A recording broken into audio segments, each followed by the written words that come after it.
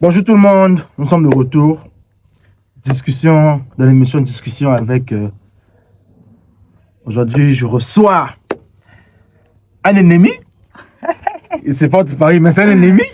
Mais bon, je reçois Elie Lingolo aujourd'hui. On va un peu essayer de parler de l'Argentine de ce soir.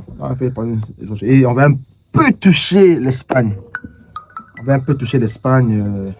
C'est une discussion. On est comme ça, on était au long du salon. C'est pas une émission classique. Comment tu as ça? Elie, mon coup. Non, je vais bien. Très bien même. Très bien. Surtout avec l'élimination de la France, ouais. Moi, je t'ai dit hier, mon problème, c'est que Mbappé n'est pas le ballon d'or. Dans le reste, tu vas gagner la Coupe du Monde, là. Moi, je m'en fous.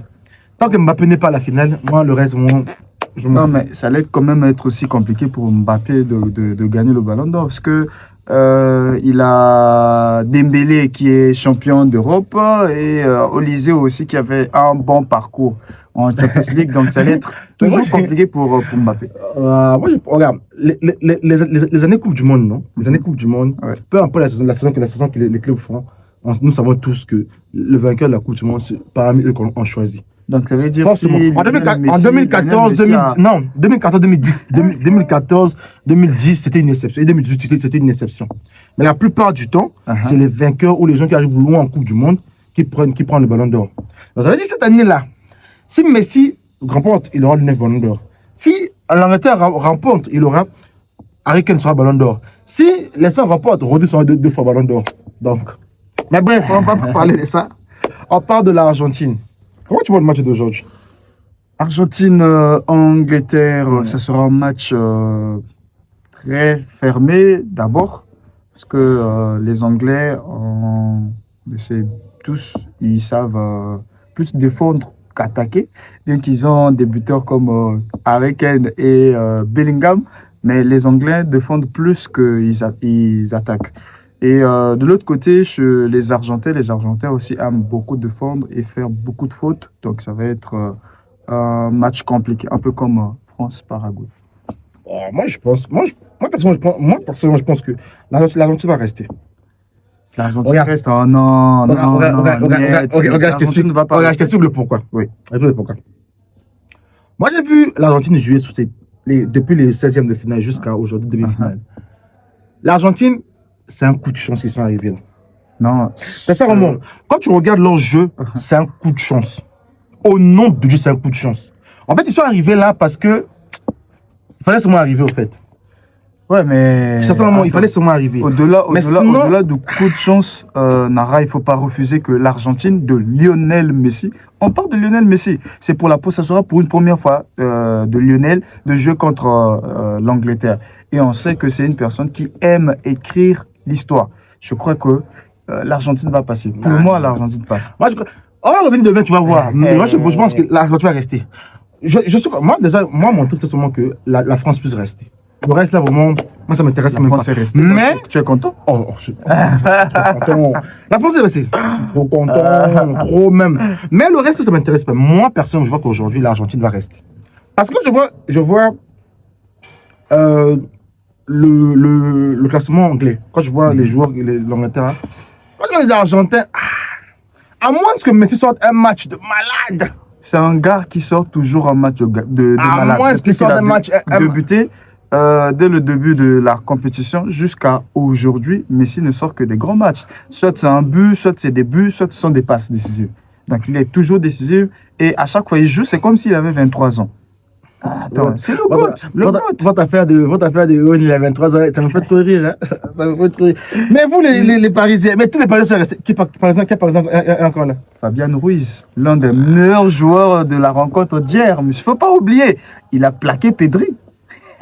Mais Pedri, c'est normal. Il a fait 40 matchs. Non, ce n'est pas la raison. Il a fait 40 matchs, Pedri. Ce n'est pas la raison. Rodri a fait combien de matchs? Rodri, c'est pas toute la saison. Oui, mais il a quand même beaucoup joué. C'est pas toute la saison, Rodri. Maintenant, d'autres joueurs. Je prends par exemple Cucurella. Cucurella qui a aussi fait beaucoup de matchs, mais il est en train de jouer. Cucurella latéral, Fabien Ruiz, il ne faut pas oublier qu'il revient aussi de la blessure. Est-ce que je dis non, le monsieur Petri cette année, il ne s'est pas blessé presque. Ça veut dire qu'il a joué presque toute la saison. Fabien Ruiz a fait 6 mois à la maison. Ce n'est pas en ce moment où des matchs deviennent plus importants, où on le met en banc. Non, ça veut dire que par rapport au niveau, on trouve Fabien Ruiz. Donc tu veux dire que Fabien Ruiz est mieux que Pedri. Ah bon, ça c'est un autre. Non, moi je supporte ni le Barça, ni le. Donc tu veux dire que. Non. Donc tu veux dire que Fabien Ruiz est mieux que Pedri. Non, ça c'est un débat, on parlera prochainement. Non. Au fond là. Non, tu veux dire. Je suis pas d'humeur à parler de. Mais on doit juste retenir que en ce moment, Fabien Ruiz débute et Pedri en banc. Ouais, ça c'est pas faux. Bah, mais Pedri quand même. Et quand tu as hier aussi, moi ma question c'est celle-ci. Donc pour toi, Fabien Ruiz est mieux que Pedri. Ça c'est un autre débat. On veut la réponse. C'est un autre débat. Il faut pas faire un débat comme ça. Bon. Pedri c'est un autre niveau. Fabien Ruiz aussi. Moi, personnellement, je trouve que par rapport au jeu que la France devait jouer, Pedri ne pouvait pas en fait. Ouais, avec Pedri, ça n'allait pas. Ça ne pouvait pas en fait. Parce que Pedri, c'est une personne qui aime avoir le ballon. Ok, hier, l'Espagne a joué. En même temps, ils avaient le ballon. En même temps, ils voulaient faire des transitions en fait. Ouais. Donc ça veut dire qu'il fallait des gars qui vont vite, tout ça. Oui. Tout ça. C'est pour ça qu'ils ont mis seulement Rodri et les deux autres là, c'est des gens qui se projettent. Ouais. Donc moi, je pense que c'est vrai que Pedri, c'est un très bon joueur, mais hier, c'était pas trop son registre, en fait. C'était pas trop parce qu'on a vu, quand il est rentré, c'était plus... tu vois, pour calmer le jeu, voilà. Or, il fallait d'abord attaquer, et pour attaquer, il faut avoir Fabien Ruiz, Dani Olmo, qui attaque bien. Pedri, non. Les Barcelonais, non. Olmo, c'est un sorcier, au nom de Dieu. Chez vous, il est nul, mais regardez sa Coupe du Monde. Regarde. Non, mais c'est un peu ce que Fabien Ruiz faisait avant. Après, c'est Luis Enrique qui a changé un peu beaucoup de choses. Regarde, Olmo. Peut-être que Olmo aussi va... Olmo, Odegaard. Surtout Odegaard. Toi, quand tu reviens chez nous, non? Oh mon Dieu. Si tu ne donnes pas la performance, tu vas donner la Coupe du Monde, on va te chasser. Non, mais Odegaard était extraordinaire. Tu vas voir la saison commencer. Il sera nul chez nous. Oh non, les joueurs là, on dirait c'est la sorcellerie, on dirait quoi? Non, mais le milieu anglais aussi, ça va. Ça va être. Mais c'est pour ça que je t'ai dit que. Revenez d'abord. D'où c'est pour ça que je t'ai dit que. Avec des clans. D'où c'est pour ça que je suis te dire que c'est quasiment impossible que d'abord l'Argentine gagne la bataille du milieu. Parce que regarde, l'Angleterre, ils ont, j'ai oublié le 6, j'ai oublié le nom, mais ils ont Declan Rice et ils ont Bellingham. L'autre là, j'ai oublié son nom. Bellingham.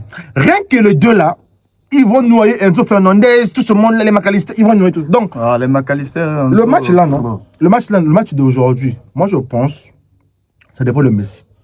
Si Messi a bien dormi, les astres sont alignés. Non, lui, il dort toujours bien. Mais si Messi aussi dit bon, parce que le match contre le groupe, contre l'Égypte, là, il a fait 80 minutes terribles. Mais après, comme c'est Messi, il a fait 10 minutes fantastiques, ils sont passés. Donc, Messi. Mais il a besoin que même de 5 minutes et de faire passer l'équipe. Que 5 minutes. Moi, je pense. Bah oui. Comme les Africains ont subi pendant le. Vous les Africains, vous êtes nuls. Et ça les a suivis jusqu'en France. Comme c'est en France? Non, mais les Africains, bien sûr. J'ai oublié que la France, la plupart ont des origines africaines. Bien qu'ils sont français, on ne va pas dire qu'ils sont mais ils sont français, mais ils ont des moi, je fais partie des gens moi, je me dis, pour jouer dans une nation, il faut avoir des origines de cette nation. Tout le monde doit être fort. Pourquoi je dis ça? Le Brésil et l'Espagne, je pense. Le Brésil ou non, pas l'Espagne. Le Brésil et l'Argentine. Tu vas jamais avoir, oh non, un tel d'origine, un tel d'origine, un tel. Non, jamais. Eux tous sont de souche. Moi, si je suis le gars de la FIFA, non. J'allais dire que tant que tu n'as pas d'origine de ce pays-là, tu ne joues pas là-bas, tu joues de l'origine de tes parents. Non. Comme ça, le football va devenir équitable pour tout le monde. C'est vrai. Tu dis ça peut-être parce que tu veux que les équipes africaines. Regarde. Imagine si le Cameroun avait tous ces joueurs d'origine. Imagine. Imagine Cameroun avec Mbappé. Chouameni. Imagine seulement le Cameroun. Ouais, ça allait être. Ah, tu vois, une autre imagine équipe. même le Congo Brazzaville avec tous ses origines, les Brice Samba, tout ce monde-là. Ah, tu vois, moi, je fais partie des gens qui, pour jouer dans un pays, il faut avoir les origines de ce pays-là. Donc, laisser les Français jouer avec les Lacroix, les Dignes, tout ce monde-là. Non, mais ils n'allaient pas avoir assez de joueurs. Non. Et il faut savoir que si c'est comme ça, donc ça va être compliqué parce que il y a le gars comme Mbappé qui a deux origines, par exemple, algérienne et. Il choisit l'une des deux origines. Déjà, s'il faut choisir l'une des deux origines, ça veut dire que tu privilégies l'autre. Non, et tu choisis l'une des deux origines parce que tes origines sont là-bas. Regarde, moi je pense que c'est à cause de ça que les sélections africaines ne gagnent pas la Coupe du Monde ou ne gagnent pas le truc. Parce que les gens qui sont origines de ces sélections-là préfèrent, entre guillemets, renforcer d'autres nations. C'est pour ça que les nations disent qu'ils sont fortes. Même si tu es né là-bas, on ne refuse pas. Les circonstances de la vie ont fait que tes parents puissent se retrouver là-bas. Mais tu n'es pas d'origine là-bas. La preuve, quand vous perdez, on dit quoi? Les Africains. On remet, ouais, les Africains, on se rappelle maintenant de votre. Quand vous perdez, est-ce que vous perdez, on dit que non, l'Espagnol qui a perdu? On dit que l'Africain ou Franco-Intel ou Espagnol Intel. Revenez chez vous. Regarde, Hakimi avait compris ça. Hakimi est né en Espagne, si je ne me trompe pas. Ouais.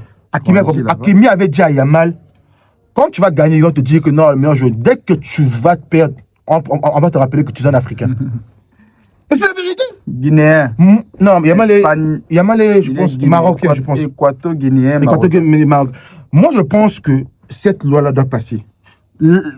L'origine où tu es, tu dois jouer là-bas. Le Brésil et l'Argentine, eux tous, là, tu vas voir les souches des Argentins et les Brésiliens. Mais jamais.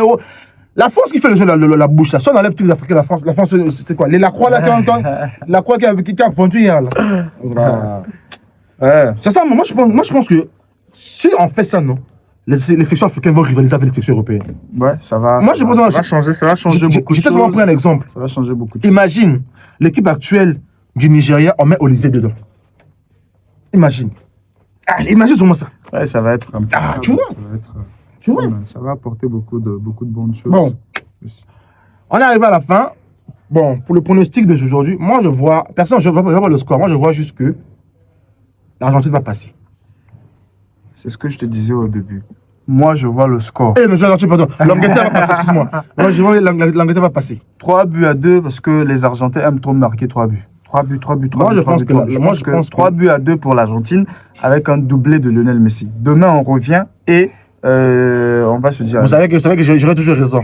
Bye bye, à demain. Peace.